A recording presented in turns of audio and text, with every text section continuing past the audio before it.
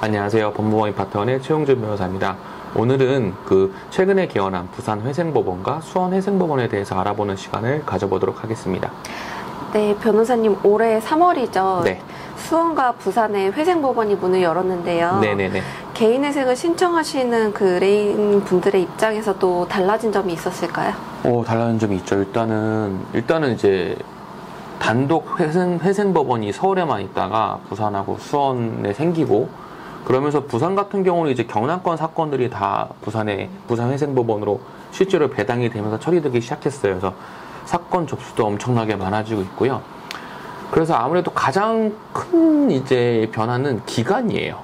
기본적으로 저희가 일전에도 말씀드린 적이 있었던 것 같은데, 서울회생법원 같은 경우에는 접수에 3, 4개월 정도면 개시결정 나고 좀 빠르다. 다만 서울회생법원이 아닌 각급 지방법원의 파산부에서는 보통 접수되면 개시결정 나는 데까지 길게는 7, 8개월도 걸린다. 이렇게 말씀을 드렸었는데, 그 기간적인 부분이 상당히 빨라졌어요. 그래서 수원회생법원이나 부산회생법원 같은 경우에도 사건이 접수되면 예전보다 훨씬 빠르게 3, 4개월 안에 개시결정이 나는 경우가 많이 늘어나고 있습니다. 이 부분이 아마 실제로 사건을 접수하시는 의뢰인분들의 체감하실 수 있는 가장 큰 변화 중 하나가 아닌가 싶어요. 네, 신청하신 의뢰인분들에게도 굉장히 반가운 변화일 것 같은데요. 네네네. 최근에도 또 긍정적인 변화가 있다고 하는데 그렇죠. 어떤 내용인가요? 일단은 이 부분은 예전에 제가 서울회생법원에 관련된 영상을 올려드렸을 때 보신 분들은 이미 아실 수 있는 부분인데요. 크게 이제 서울회생법원의 실무 준칙이 이제 회생을 신청하시는 그 채무자분들에게 가장 도움이 됐던 부분이, 첫 번째는 이제 배우자 청산가치 반영 관련된 부분이었어요.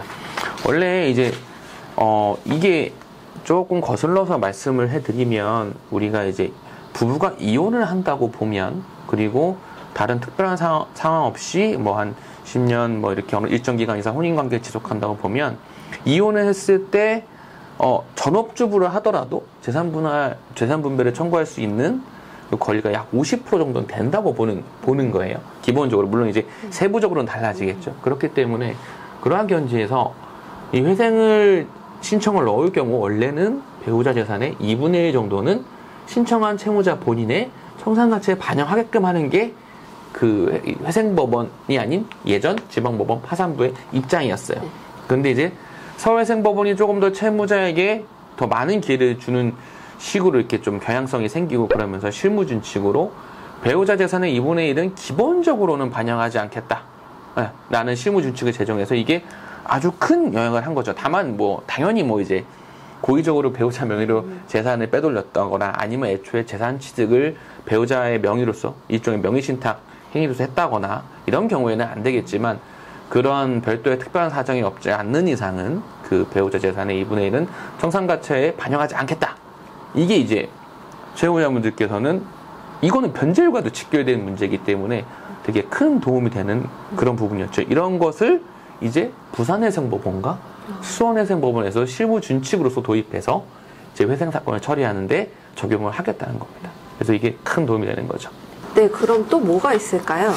네. 그 두 번째는, 이것도 서울회생법원 예전에 편에서 말씀드린 건데, 원래는 주식 투자를 하거나, 가상화폐, 비트코인 투자를 하거나, 이런 경우에는 사실 그로 인해서 손실 본 금액들은 청산가치에 반영해야만 하는 게 원래 지방법원 파산부의 기본적인 입장이었어요. 그런데 이제 서울회생법원에서 실무준칙으로 이것도 예외적이거나 특별한 사정이 있을 수는 있어요. 너무 과도하거나 이건 거의 투자가 아니라 도박성에 가깝다라고 하면은 예외가 분명히 있을 수는 있습니다만, 기본적으로는 합리적인 범위 내에서의 주식 투자나 가상화폐 투자의 경우에는 그로 인한 손실금을 청산가치에 반영하지 않겠다라고 하는 게 또 채무자분들 입장에서는 회생 신청하면서 엄청나게 큰 도움이 됐죠. 이것들이 청산가치에 반영하면 더러는 이 청산가치만큼 도저히 그걸 상회하는 변제 계획이 나올 수 없는 경우가 많았는데, 왜냐면 이제 주식 투자나 가상화폐 투자 같은 경우에는 손실 금액의 단위가 좀 큰 경우가 많았어요. 1, 200만 원, 2, 300만 원이나 적게는 1, 2천만 원, 많게는 억 단위에 이를 정도로도 많았기 때문에, 근데 이 부분이 청산가치에 반영되지 않는다. 그거는 좀 되게 유리한 변제 계획을 세우는데 직접적인 도움이 되는 거였죠.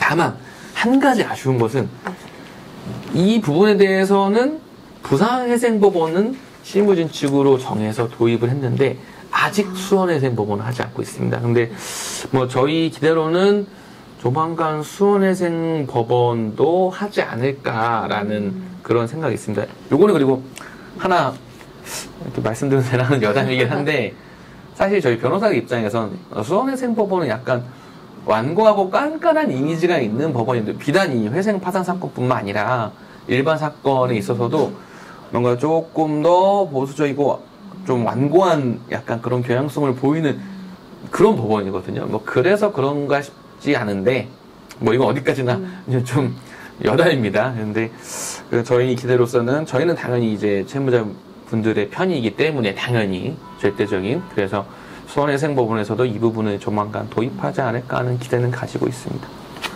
그럼 기간에 있어서도 변화가 그렇죠. 있다고 하는데요. 네네네네.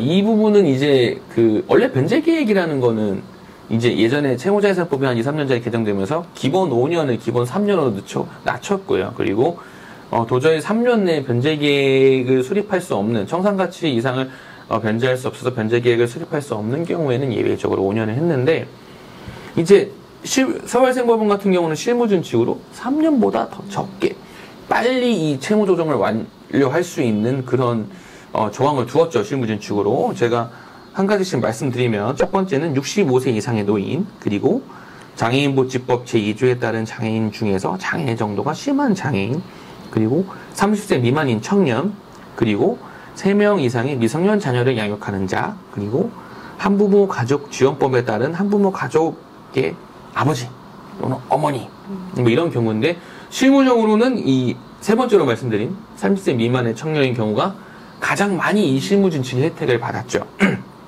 그래서 이런 부분도 이제는 단독회생법원이기 때문에 수원회생법원이나 부산회생법원에서도 적용돼서 좀 그 관할 법원의 사건에 대해서도 이런 좀 3년보다도 오히려 더 짧은 기간 내에 자신의 채무 문제를 해결해서 경제적 회복을 할 수 있는 그런 기회가 부여될 것으로 보입니다. 네, 이제 수원이랑 부산에도 네. 이런 변화가 생겼는데 그렇죠. 다른 법원은 어떻게 될지 참 궁금한데요.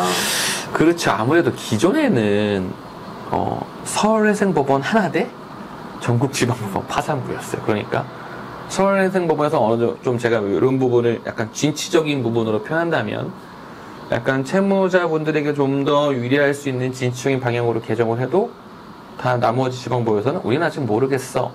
약간 이런 느낌이었거든요. 쉽게 말씀드리면.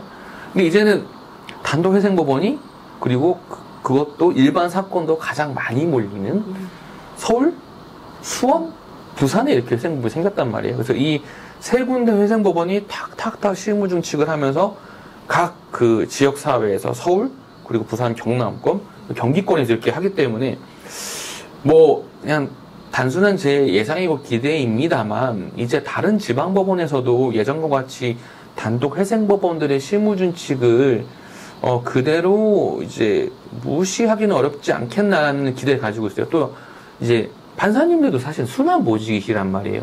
계속해서 한 법원에 계시는 게 아니기 때문에. 그래서 단독 회생법원에 있으셨던 분들이 지방법원 파산부로 또 보직을 변경받으셔서 이동하신다고 한다면 기존에 이렇게 어떤 잣대가 달라져 버리는 게 되잖아요. 그건 사실 안 되는 거거든요. 뭐 예를 들어서 어느 법원에 가면 유리하다. 그러면 사실 실질적으로 저희 사무실도 전입신고까지 해야 되냐라고 문의하신 분들도 많이 있었어요.